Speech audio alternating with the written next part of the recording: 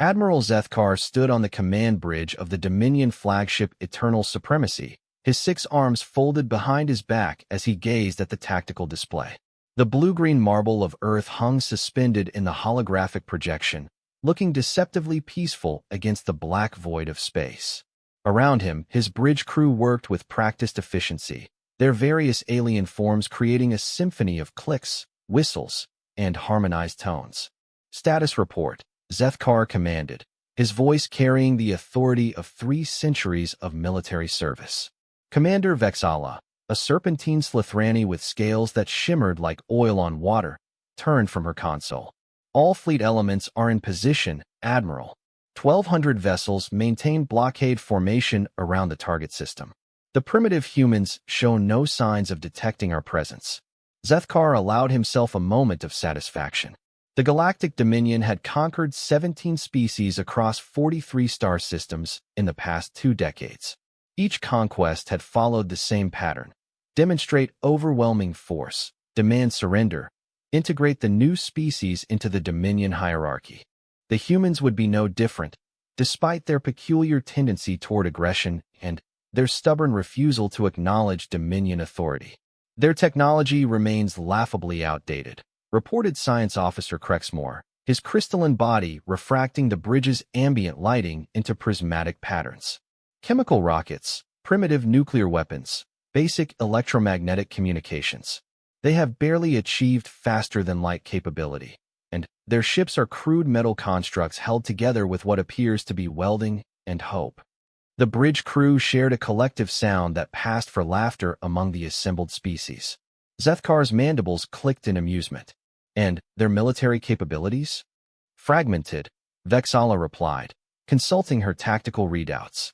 Multiple nation-states with competing interests. No unified command structure. Their largest military force possesses perhaps 50,000 combat vessels, none larger than a frigate by our classifications. Their planetary defense consists of orbital platforms that would barely qualify as escort vessels in our fleet. Zethkar nodded. The pattern was depressingly familiar. Young species always believed their primitive weapons and fractured governments could somehow stand against the might of the Dominion.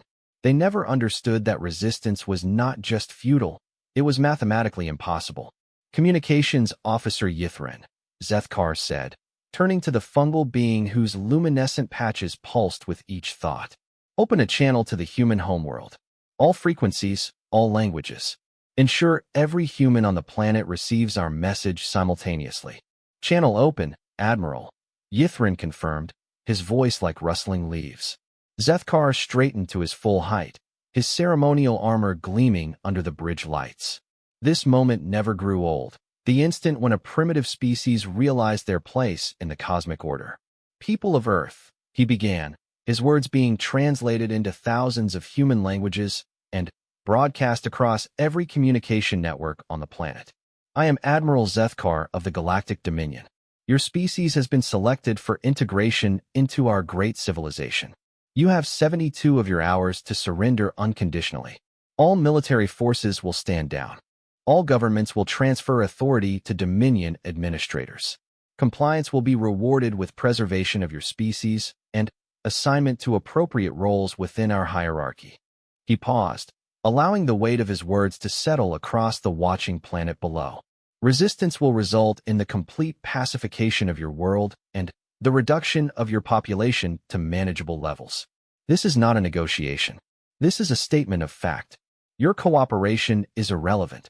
Your surrender is inevitable. However, willing submission will minimize the unpleasantness of the transition. The transmission ended. Zethkar returned to his command chair, confident in the knowledge that within hours, human leaders would be desperately attempting to contact the Dominion fleet to discuss terms of surrender. It was always the same. Fear, desperation, and, finally, acceptance. But something felt different this time. Within minutes of the transmission, Communications Officer Yithrin's patches began flashing in rapid, urgent patterns. Admiral, I'm receiving responses from the human homeworld. Multiple sources, all frequencies. Predictable, Zethkar said. Route the primary governmental responses to my console. Sir, Yithrin's voice carried an unusual tremor. The response is, they're not what we typically receive. Zethkar's head turned sharply. Explain. The first response comes from what they call the United States of America. It reads, and I quote, Admiral Zethkar, this is President Sarachun. We've received your terms and have a counterproposal. You have 72 hours to leave our system. Failure to comply will result in the complete destruction of your fleet. This is your only warning. The bridge fell silent except for the hum of ship systems. Several crew members' breathing apparatus clicked in what Zethkar recognized as nervous laughter. Continue, he ordered. The second response is from the Russian Federation, to the alien fleet. We have been preparing for this day for decades. Our answer is no. If you want our world, come and take it. More responses flooded the communication channels. The United Kingdom's message was brief. We've survived the Blitz. We'll survive you. China's response was equally direct. The Middle Kingdom does not kneel to barbarians, terrestrial or otherwise. The pattern continued. Every nation, every significant government, every major military organization delivered the same message with slight variations. No surrender. No submission. Prepare for war. Zethkar stood slowly, his mind processing what he was hearing. In 3 centuries of conquest, he had never encountered a species that responded to first contact with unanimous defiance. There were always factions willing to negotiate, populations ready to submit in exchange for survival. The humans appeared to have achieved something the Dominion had believed impossible: unity in the face of overwhelming odds. Sir, Science Officer Crexmore announced, his crystalline form dimming with concern. I'm detecting massive energy spikes across the human homeworld. Electromagnetic signatures consistent with industrial production ramping to maximum capacity. They're mobilizing, Commander Vexala added, her forked tongue tasting the air nervously. Thermal readings indicate every major population center is increasing activity levels. It appears they're preparing for extended conflict. With what? Zethkar demanded. Their ships are scrap metal. Their weapons are centuries behind our technology. What could they possibly be preparing? His answer came from the tactical displays. Across Earth's surface, massive structures that had been mistaken for industrial complexes began to unfold. What the Dominion had classified as manufacturing centers revealed themselves as something far more sophisticated. Admiral.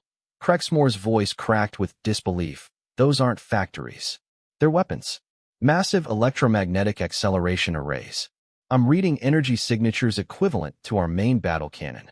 But they're planetary-scale installations.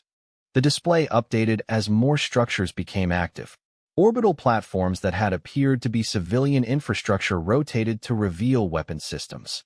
Asteroids in Earth's system shifted position under their own power, exposing the fact that they were disguised military installations. How many?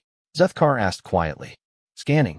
Admiral, I count approximately 40,000 discrete weapon systems of frigate-class or larger firepower. The orbital installations alone outgun our entire fleet. The bridge crew erupted in alarmed chatter. 6 arms, or tentacles, gestured wildly as the various species tried to process what they were seeing. The humans hadn't just rejected the Dominion's terms. They had revealed that they possessed the military capacity to enforce their refusal. Impossible, Zethkar breathed. Our intelligence indicated primitive technology, chemical rockets, and basic nuclear weapons. Sir, Communications Officer Yithrin interrupted. I'm receiving another transmission from the human homeworld. Single source, military encryption. Put it through. A new voice filled the bridge, speaking in accented English that the translation systems rendered with crisp authority. Dominion Fleet. This is Admiral Rebecca Martinez, Supreme Commander of United Earth Defense Forces. You seem surprised by our response. Allow me to clarify your situation. The tactical display shifted, showing a view from Earth's surface. The camera focused on what appeared to be a simple military facility. As they watched, the ground began to open, revealing a massive underground complex that stretched beyond the camera's ability to capture. What you're looking at, Admiral Martinez continued, is Sublevel 7 of the Colorado Defense Installation. It extends 43 levels underground and contains manufacturing capacity for approximately 12,000 combat vessels per month. We have 17 similar installations across Earth, plus off-world facilities you haven't detected yet. The camera view switched to show the construction bay. Thousands of sleek vessels that bore no resemblance to the crude ships the Dominion had observed sat in various stages of completion. These ships were clearly built using principles the Dominion recognized: energy shielding, quantum weaponry, faster-than-light capable. For the past 50 years, Martinez explained, humanity has been preparing for this moment. We detected your expansion across the galaxy decades ago. We studied your tactics, your technology, your weaknesses. While you were conquering species that had never faced interstellar war, we were learning from every battle you fought. A cold realization began to settle over Zethkar. The human ships they had observed, the ones dismissed as primitive, those were decoys. Deliberate misdirection to conceal their true capabilities. Our primitive vessels you so casually dismissed. Martinez's voice carried a note of amusement. Museum pieces we keep operational for historical purposes. Every government on Earth agreed to maintain the illusion of technological backwardness while our real military prepared for your arrival. The tactical display updated again. Energy signatures throughout the solar system revealed themselves as human military assets came online. What had appeared to be a backward, fragmented species was rapidly transforming into something the Dominion had never encountered: a fully militarized civilization with unified command and overwhelming firepower. Now, Admiral Martinez concluded, you have a choice. You can withdraw from our system and inform the Dominion that humanity is not interested in integration. Or you can test your assumption that we're primitive. I should warn you, we've been looking forward to this conversation for a very long time. The transmission ended, leaving the Dominion bridge in stunned silence. Commander Vexala was the first to speak. Admiral, the energy readings are still climbing. If their claims are accurate, they would outgun us 10-1, Zethkar finished grimly. With superior technology and complete tactical surprise. Science Officer Crexmore's crystalline body flickered with agitation. Sir, this changes everything. If humanity possesses this level of capability, every assumption about this species is incorrect. Our intelligence networks, our first contact protocols, our entire expansion strategy has been compromised by our own arrogance, Zethkar completed. For the first time in his long military career, he faced an enemy that had deliberately appeared weak while preparing for war. The humans hadn't just rejected the Dominion's offer. They had spent decades laying a trap. Orders, Admiral? Commander Vexala asked. Zethkar stared at the tactical display, watching as more human assets revealed themselves across the solar system. The species that should have been terrified primitives begging for mercy had instead demonstrated that they possessed firepower capable of destroying his entire fleet. Signal the fleet, he said finally. Maintain position, but do not engage. I need to contact Dominion Command immediately. As his crew scrambled to execute his orders, Admiral Zethkar realized that the Galactic Dominion was about to face something it had never encountered in its long history of conquest. An equal opponent that had chosen the time and place of battle. The humans had done more than refuse surrender. They had revealed that the hunter had become the hunted, and the Dominion was about to learn what happened when arrogance met preparation. Earth hung in the view screen, deceptively peaceful, while weapons capable of shattering worlds powered up in the darkness around them. Admiral Zethkar had expected to dictate terms to a primitive species. Instead, he found himself wondering if his fleet would survive long enough to deliver news of humanity's capabilities to the Dominion homeworld. The war that was about to begin would not follow the familiar pattern of Dominion conquest.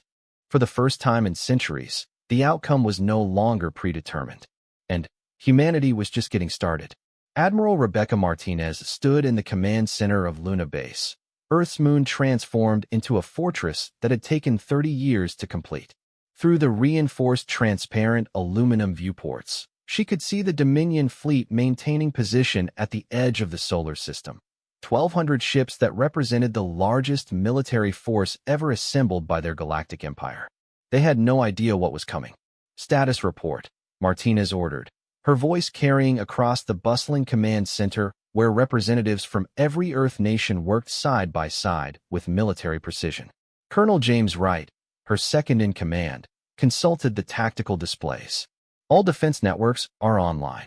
Project Looking Glass confirms our stealth assets remain undetected. The Dominion fleet appears to be holding position while their admiral contacts his superiors. Martinez nodded. Everything was proceeding according to the plan humanity had refined over 5 decades of preparation. Time until Operation Revelations begins. 18 hours, Admiral. All fleet commanders report ready status. 18 hours.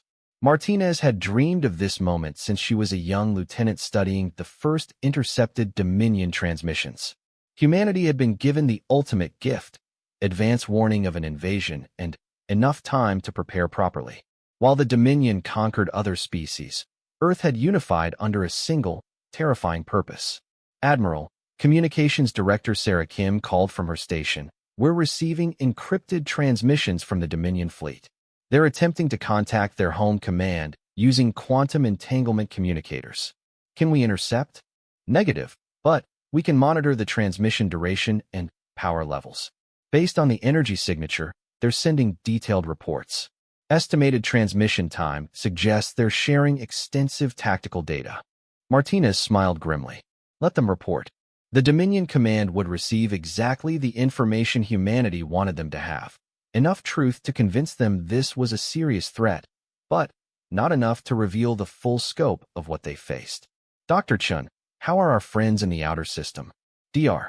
Elena Chun, head of the Titan Research Station, appeared on the main display via quantum link. Behind her, the massive industrial complexes of Saturn's moon continued their work, hidden from Dominion sensors by electromagnetic interference from the planet's rings.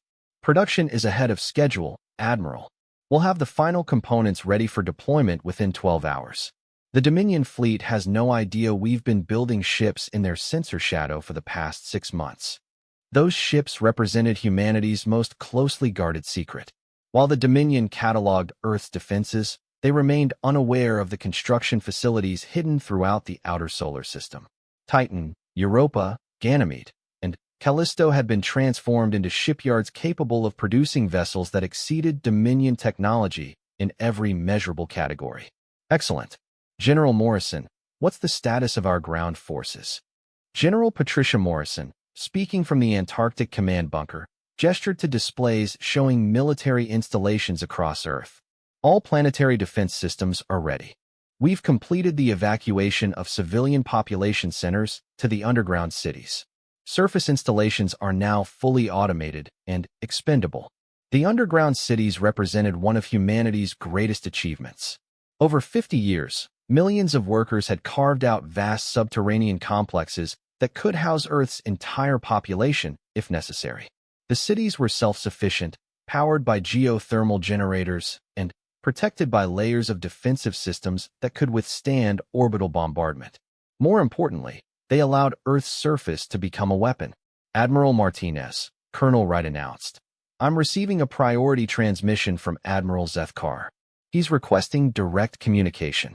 Martinez straightened her uniform. Put him through.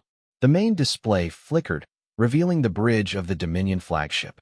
Admiral Zethkar stood before the camera, his alien features composed but obviously strained. Behind him, his diverse crew worked with an urgency that suggested growing concern. Admiral Martinez, Zethkar began, his translated voice carrying forced diplomacy. I have consulted with Dominion Command regarding your unexpected capabilities. We are prepared to discuss terms for peaceful coexistence. Martinez allowed herself a small smile.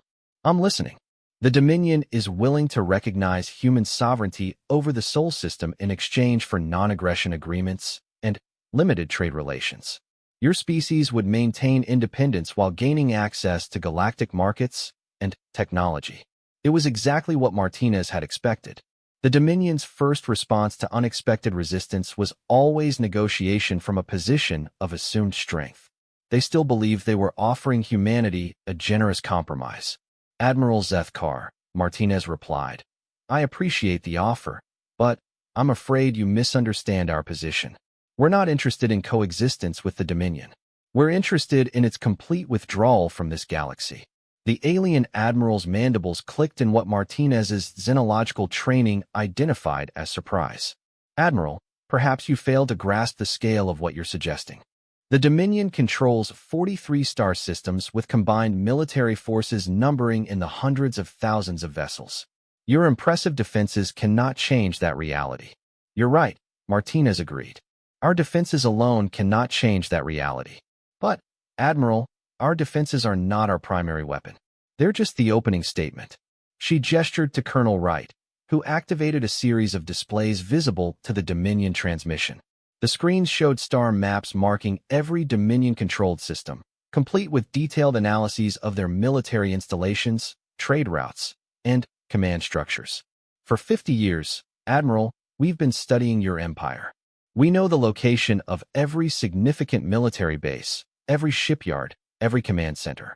We know which species serve willingly and which ones are held by force. We know exactly how your supply lines function and where they're most vulnerable. Zethkar's 6 arms gestured in what Martinez recognized as alarm. Impossible. Our security protocols were designed to prevent infiltration by species with technology similar to your own, Martinez interrupted. Human intelligence techniques are apparently outside your experience. We've had operatives throughout your territory for decades. Some of them are probably listening to this conversation. This was only partially true. Humanity's intelligence network relied more on remote observation and captured Dominion communications than actual infiltration. But the psychological impact was the same. The Dominion suddenly realized they had been watched, studied, and analyzed while believing themselves to be the observers. More importantly, Martinez continued, we know about the resistance movements on the worlds you've conquered. The Klaxon Rebellion you've been suppressing for 3 years. The Hegemony Independent Cells on 7 different worlds. The Vrex Underground that's been sabotaging your mining operations. Each revelation struck the Dominion Bridge crew like a physical blow. Information they believed was classified, resistance movements they thought were secret, intelligence networks they assumed were secure. Humanity knew about all of it. Those resistance movements are about to receive some interesting new technology, Martinez added, along with tactical support, supply networks, and coordination assistance. Admiral Zethkar's voice dropped to a dangerous register. Admiral Martinez, if you are suggesting what I believe you're suggesting. I'm not suggesting anything, Admiral. I'm informing you of what's already happening. As we speak, human ships are delivering weapons and support to every oppressed species in Dominion territory. Your empire is about to discover what happens when your victims fight back with access to superior technology and professional military assistance. The threat was clear and devastating. The Dominion's entire expansion strategy depended on suppressing resistance through overwhelming force. If the conquered species suddenly gained access to technology that matched or exceeded Dominion capabilities, the Empire would face simultaneous rebellions across dozens of star systems. You're declaring war on the entire Dominion, Zethkar stated. No, Admiral. We're declaring liberation for the entire galaxy. There's a significant difference. Martinez signaled Wright, who activated the next phase of their revelation. The star map updated to show human fleet positions, not just the defensive forces around Earth, but exploration and contact fleets that had been operating throughout the galaxy for decades. The Sol system isn't humanity's only territory, Admiral. We've established bases and outposts in 17 star systems you've never visited. We've made contact with 43 species you haven't discovered yet. And we've been building alliances based on mutual respect rather than conquest. The scope of human expansion struck the Dominion Bridge crew like a thunderbolt. While they had been focused on their systematic conquest of known species, humanity had been exploring, expanding, and preparing for this exact confrontation. Furthermore, Martinez continued, our analysis of Dominion military doctrine reveals a critical weakness. Your entire strategy assumes that conquered species remain conquered. You've never faced an opponent capable of liberating your territory faster than you can control it. She gestured to Wright again. The displays showed real-time tactical updates from across Dominion space. On 17 worlds, resistance movements were reporting sudden improvements in their capabilities. Supply convoys were being destroyed by weapons that hadn't existed the day before. Dominion garrisons were requesting reinforcement as local populations demonstrated new levels of organization and equipment. This is impossible, Zethkar breathed. The logistics alone are handled by a species that spent 50 years preparing for exactly this scenario, Martinez finished. Admiral, Your empire conquered species one at a time because they were isolated and unprepared. You're about to face the opposite situation. Every oppressed population in your territory, simultaneously supported by technology and tactics you can't counter. The communication channel remained open, but the Dominion bridge had fallen silent. Martinez could see Zethkar and his crew processing the implications of what they had learned. The species they had dismissed as primitive had orchestrated a galaxy-wide campaign designed to dismantle the Dominion from within. You have a choice, Admiral, Martinez said finally. You can withdraw your forces to your core systems and negotiate the peaceful dissolution of your empire, allowing conquered species to regain their independence. Or you can attempt to maintain control while fighting 43 simultaneous rebellions supported by an opponent with superior technology and detailed knowledge of all your operations. She paused, letting the weight of the decision settle. Either way, the age of Dominion expansion ends today. The only question is how much of your empire survives the transition. Admiral Zethkar stared at the human commander through the screen, his alien features reflecting the dawning realization that everything the Dominion believed about galactic power had just been proven false. The hunters had become the hunted, and their prey had been preparing this trap for 50 years. I need to consult with Dominion Command, he said finally. Of course, Martinez replied. You have 12 hours to decide. After that, Operation Liberation begins, and your window for peaceful resolution closes permanently. The transmission ended, leaving Martinez alone with her command staff and the weight of a decision that would reshape the galaxy. Colonel Wright broke the silence. Admiral, do you think they'll accept? Martinez looked at the tactical display showing the Dominion fleet, 1,200 ships representing centuries of conquest and oppression. Beyond them, across the galaxy, millions of oppressed beings waited for freedom. No, she said quietly. They'll fight. The Dominion has never known anything but domination. They can't conceive of coexistence as equals. Then, we go to war? No, Colonel. We finish the war. The Dominion started this conflict the moment they decided conquest was their right. We're simply ending it. Outside the viewports, Earth continued its ancient rotation, while in the darkness between worlds, liberation fleets moved toward their targets. Humanity had been given 50 years to prepare for this moment. Now they would prove that arrogance was no match for determination, planning, and the simple human refusal to kneel to anyone. High Admiral Vorthake stood in the Grand Strategy Chamber of Dominion Prime, the Empire's capital world, surrounded by holographic displays that painted a picture of unfolding catastrophe. Around the circular chamber, representatives from every major Dominion species argued in their native languages, creating a cacophony of clicks, roars, and harmonic tones that reflected their growing panic. Silence, Vorthake commanded, his 8-foot frame radiating the authority that had conquered half the galaxy. The chamber fell quiet, though nervous breathing and agitated movements continued among the assembled leaders. The central display updated, showing the latest reports from across Dominion territory. What had been a secure empire 12 hours ago was now a collection of burning worlds and desperate garrison requests. Admiral Kethran, Vorthake addressed the Hegemony War Leader. Report on the Hegemony core systems. The insectoid admiral's mandibles clicked rapidly, a sign of extreme agitation among her species. 7 worlds in open rebellion, High Admiral. The resistance movements appeared to gain access to advanced weapons and tactical intelligence simultaneously. Our garrison on Hegemony Prime reports being under siege by rebels using technology superior to our own. Casualties: 3 battle groups destroyed, 2 more requesting immediate evacuation.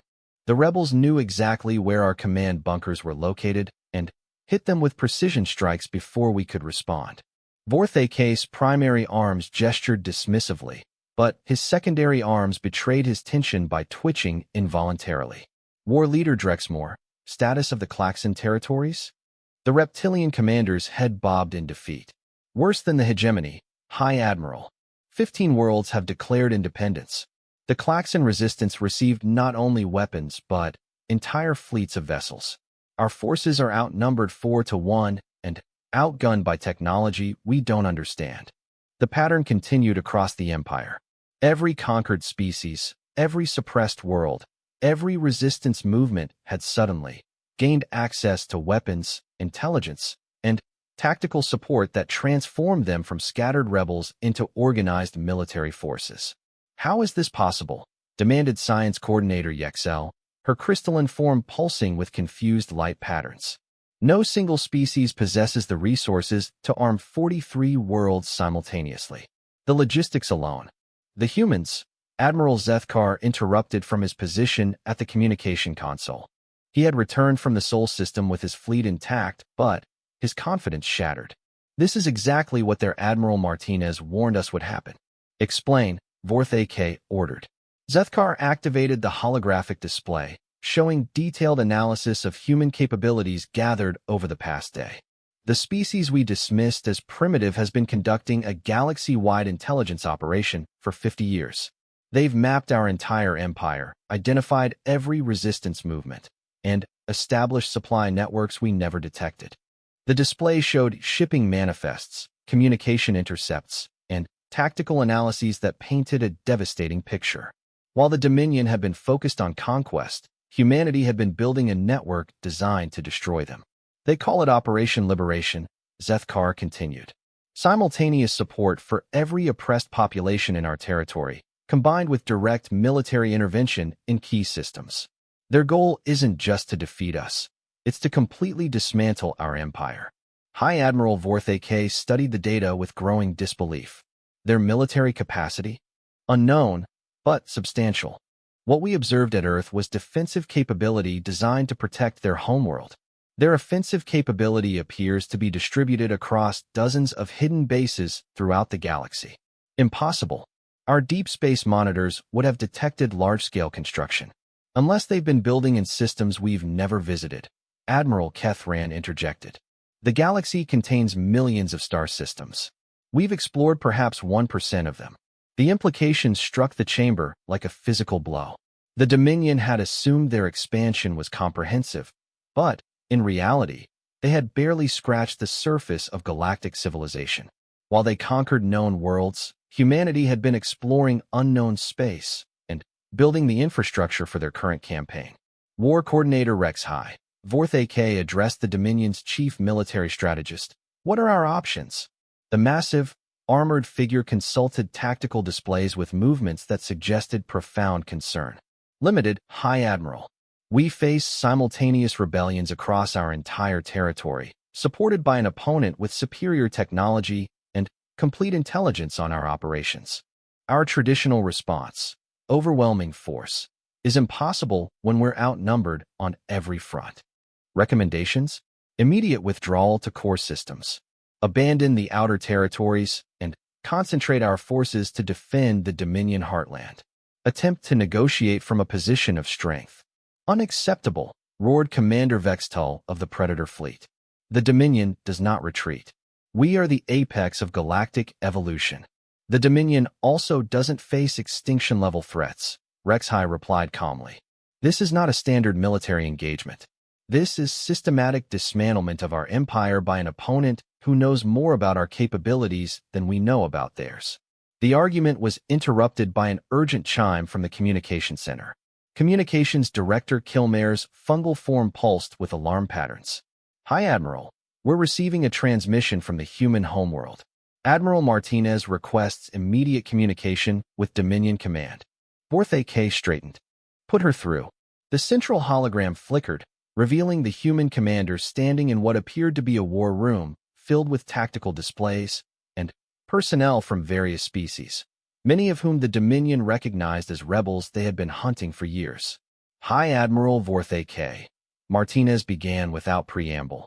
I'm contacting you to discuss the terms of the Dominion's peaceful dissolution. Dissolution? Vorth AK's voice carried dangerous undertones.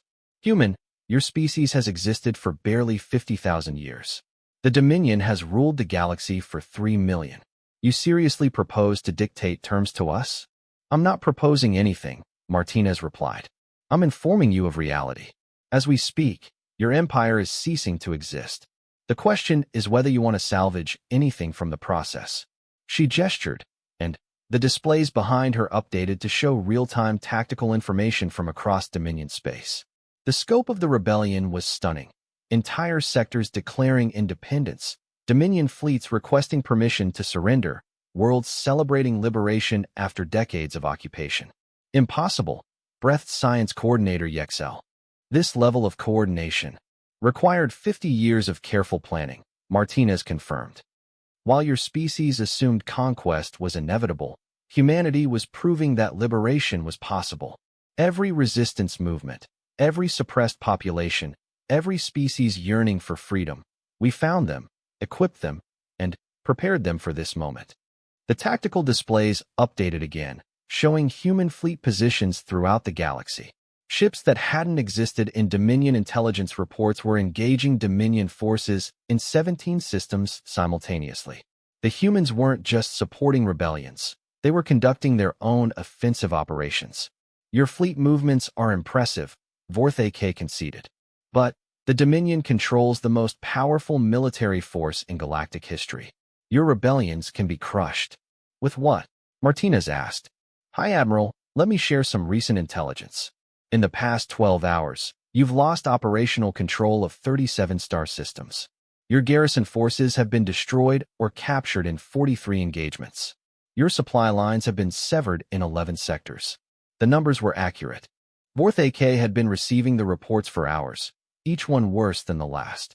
More importantly, Martinez continued, your conquered species now knows something they didn't know before. Resistance works. Every successful liberation inspires 10 more. Every Dominion defeat proves you're not invincible. The psychological foundation of your empire, fear of your superior force, has been shattered. Commander Vextull stepped forward aggressively. Human, your species' arrogance will be remembered as a cautionary tale when we crush your pathetic rebellion. Martinez smiled. Commander, you're welcome to try. But, I should mention, the forces you've seen so far represent about 30% of humanity's military capacity. We've been building ships for 50 years while letting you believe we were primitive. Our main battle fleets are still in reserve. The statement hit the Dominion leadership like a thunderbolt. If what they had witnessed was only a fraction of human capability, then their entire strategic assessment was catastrophically wrong. What do you want? Vorth AK asked quietly. Complete withdrawal of Dominion forces to your core systems, Martinez replied. Independence for all conquered species. Reparations for damages caused during your occupation. Establishment of a galactic council with representation for all species to prevent future wars of conquest. And if we refuse? Then, we continue current operations until your empire no longer exists to refuse anything. The chamber fell silent as the Dominion leadership processed the ultimatum. For 3 million years, they had been the ones delivering such demands. The reversal was psychologically devastating. You cannot seriously expect us to abandon everything we've built, War Coordinator Rexhi said finally. I expect you to choose survival over pride, Martinez answered. Your empire was built on the suffering of billions of sentient beings. That suffering ends today, one way or another. She paused, then continued with a note of something that might have been sympathy. Hi, Admiral. Humanity understands the concept of honor. We're not interested in destroying your species. We're interested in ending your domination of others. Accept our terms, and your core worlds remain sovereign. Continue fighting, and you'll discover what total war means to a species that's had 50 years to prepare for it. The transmission maintained an ominous silence for long moments. I need to consult with the Dominion Council, Vorth said finally. Of course, you have 6 hours to decide. After that, we begin liberating your core systems as well. The transmission ended, leaving the Dominion leadership alone with the weight of an impossible decision. Hi, Admiral. Admiral Kethran said quietly. If their claims about reserve forces are accurate, then we face a choice between negotiated surrender and complete annihilation. Vorth finished grimly. Around the chamber, the greatest military minds in Dominion history contemplated something they had never imagined. The end of their empire, delivered by a species they had dismissed as irrelevant. The age of Dominion supremacy was ending, and, with it, the certainty that conquest was the natural order of the galaxy. Outside the chamber, across 43 star systems, Millions of beings celebrated freedom they had thought impossible. And, in the darkness between worlds, human fleets prepared for the final phase of the longest military campaign in galactic history. The hunters had indeed become the hunted, and the prey was proving to be far more dangerous than anyone had imagined. Captain Sarah Kim checked her tactical displays one final time as the human task force emerged from hyperspace at the edge of the Dominion Prime system. Around her, the bridge crew of the UES Determination worked with quiet efficiency, their movements reflecting years of training for this exact moment. "Sensor sweep complete," reported Lieutenant Commander Jackson Lee. Dominion Home Fleet is positioned in defensive formations around their capital world. I count approximately 800 vessels, including their largest dreadnoughts. Kim nodded. Intelligence had predicted the Dominion would withdraw their scattered forces to defend their most critical systems. What they hadn't expected was how quickly humanity would move to exploit that withdrawal. "Communications, patch me through to Admiral Martinez." The main screen flickered, revealing the bridge of the UES Liberation where Admiral Martinez stood surrounded by holographic displays showing the progress of simultaneous operations across the galaxy. "Captain Kim," Martinez said, "status report on Task Force Omega. In position and ready to begin final phase operations, Admiral. The Dominion Home Fleet is exactly where we expected them to be." "Excellent. Remember, Captain, this isn't about destroying them. This is about proving that resistance to our terms is impossible. Minimum necessary force." "Understood, Admiral." The transmission switched to show Dr. Elena Chun from her command post on Europa. "Captain Kim, the new weapon systems are performing within acceptable parameters. You're authorized to deploy the Revelation Package." Kim smiled grimly. The Revelation Package represented humanity's ultimate psychological weapon, a demonstration of technological superiority so overwhelming that continued resistance became obviously futile. "Dr. Chun, are the suppression fields ready?" "All systems show green, Captain. Once activated, Dominion vessels will find their weapons, shields, and propulsion systems operating at approximately 30% efficiency. Their communications will remain functional. We want them to report what they observe." "Tactical, begin deployment of the Revelation Package." Around the human task force, space itself began to change. What appeared to be empty vacuum revealed itself to be filled with human technology that had been waiting in stealth mode for months. Massive platforms uncloaked, their surfaces bristling with weapon systems that dwarfed anything in the Dominion arsenal. But the platforms weren't the real revelation. "Phase 2, Captain Kim," came Admiral Martinez's voice. "Show them what they're really facing." Kim activated the next sequence of the demonstration. Throughout the Dominion Prime system, asteroids, moons, and what appeared to be space debris began to unfold.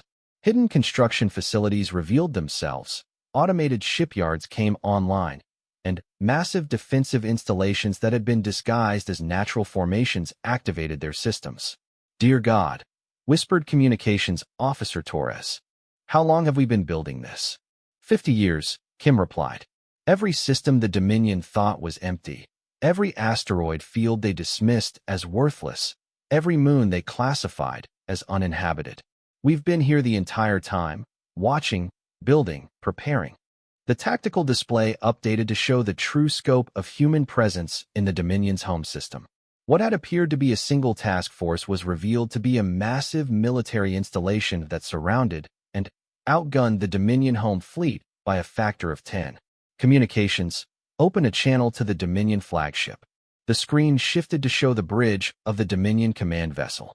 High Admiral Vorthicke stood rigid with shock, his 8-foot frame dwarfed by the implications of what he was seeing. Around him, his bridge crew stared at displays that showed human military assets materializing throughout their most secure system.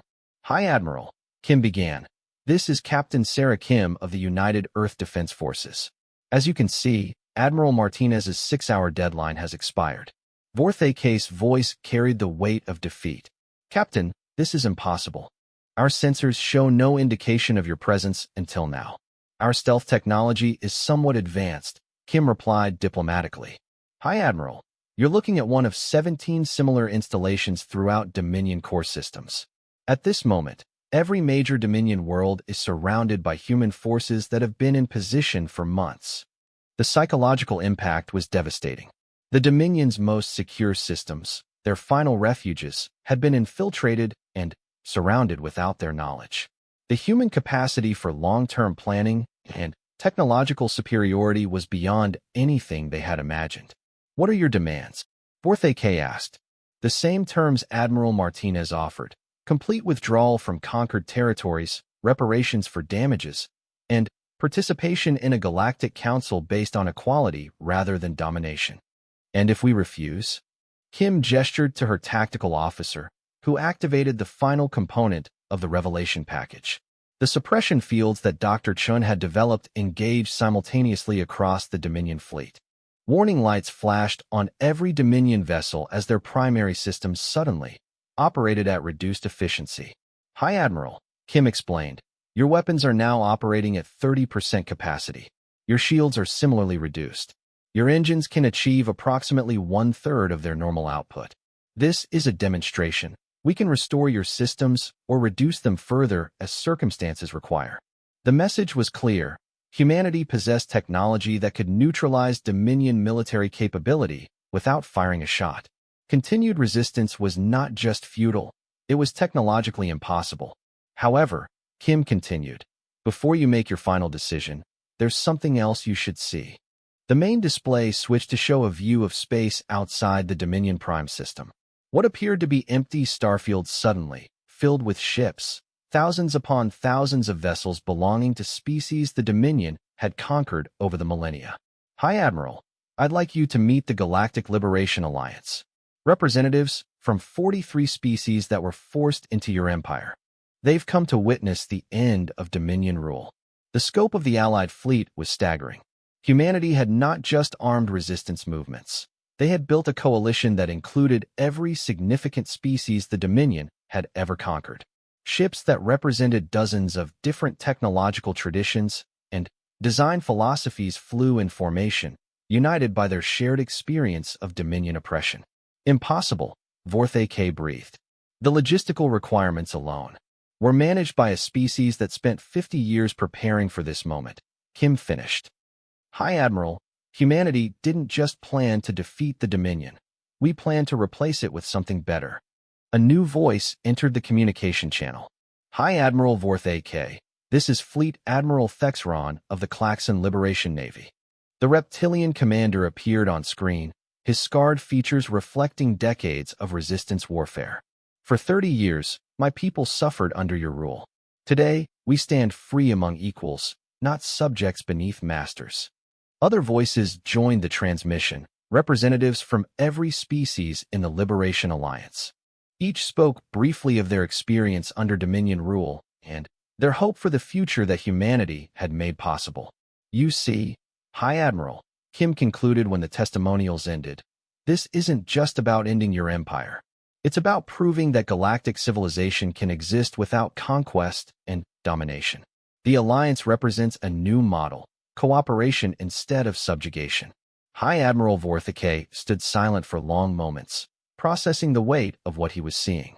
The empire that had taken 3 million years to build was dissolving in a matter of days, replaced by an alliance that offered equality instead of servitude. "What happens to the Dominion if we agree to your terms?" he asked finally. "Your core worlds remain sovereign," Kim replied. "Your species maintains independence and dignity. You'll have representation in the Galactic Council equal to any other species. The only thing you lose is the right to conquer others. And if we continue to resist, then we demonstrate why resistance is impossible." Kim signaled her weapons officer, who activated a single demonstration battery.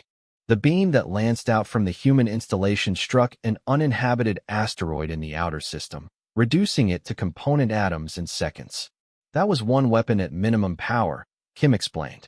"We have 17,000 similar installations throughout your territory, each capable of sterilizing an entire world. High Admiral, humanity could have simply destroyed your empire. Instead, we're offering you the chance to transform it into something worthy of respect." The silence that followed was broken by a transmission from Admiral Martinez aboard the Liberation. "Hi Admiral Vorthak, 50 years ago, humanity intercepted your expansion plans and realized what we faced.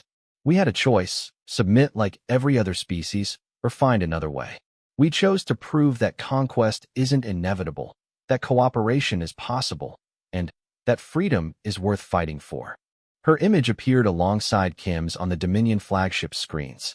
Your empire represented the old way of thinking, that might makes right, that the strong should rule the weak. We're offering you the chance to join the new paradigm, where strength protects the vulnerable and power serves justice.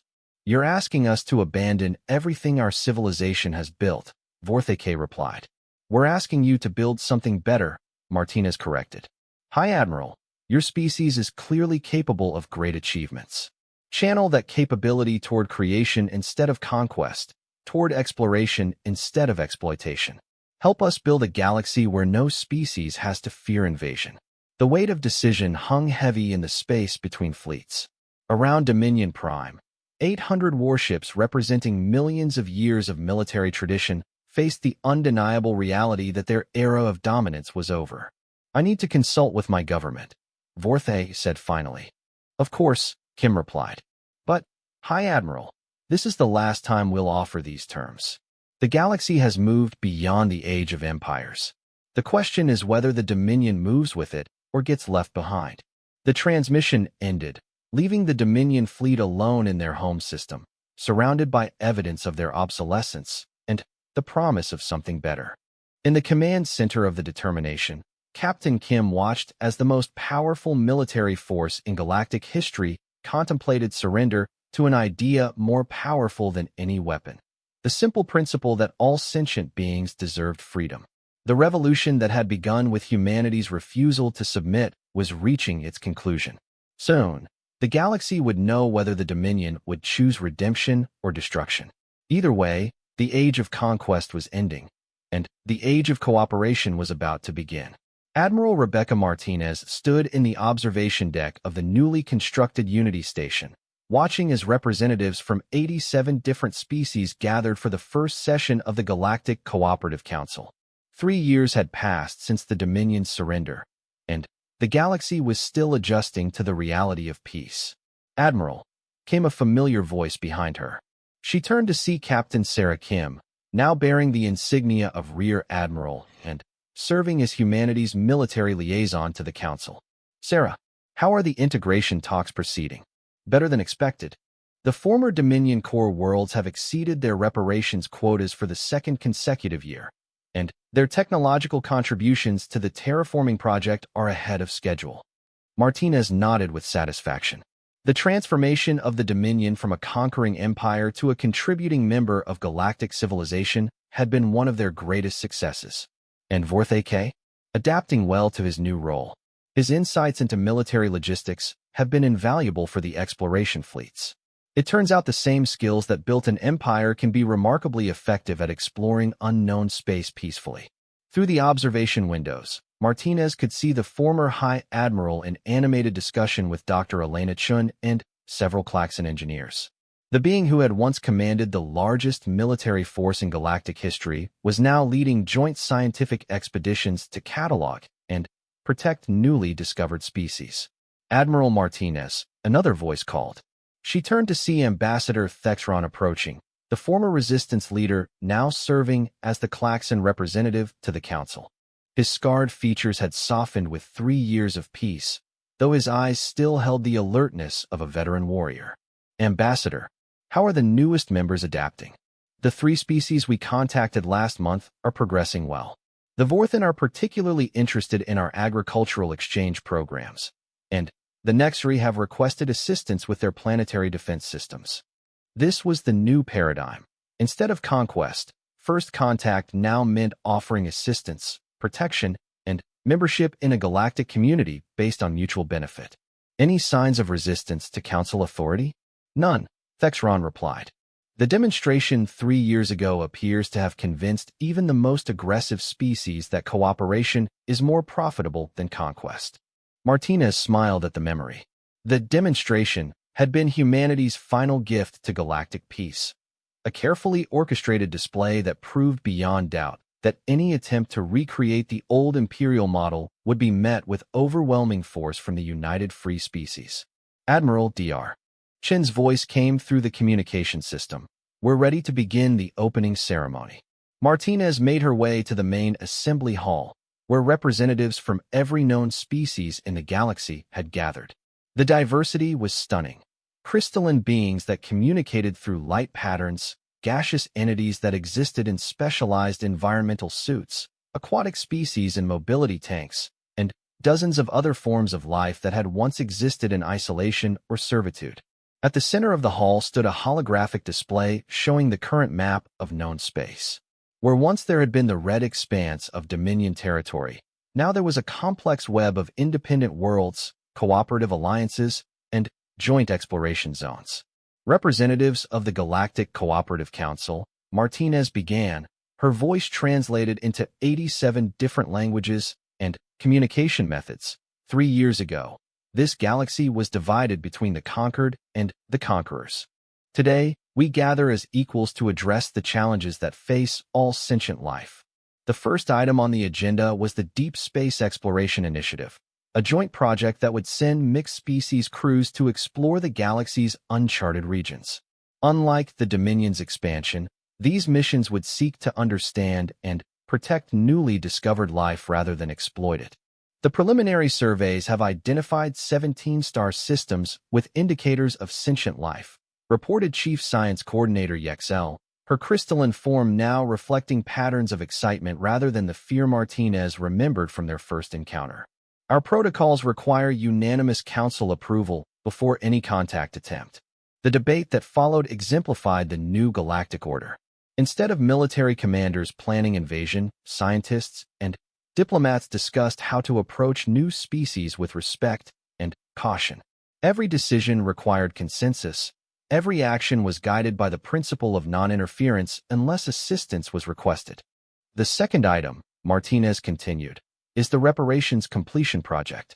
This had been one of the most challenging aspects of the post-Dominion galaxy. How do you repair 3 million years of conquest and oppression?" The answer had been ambitious.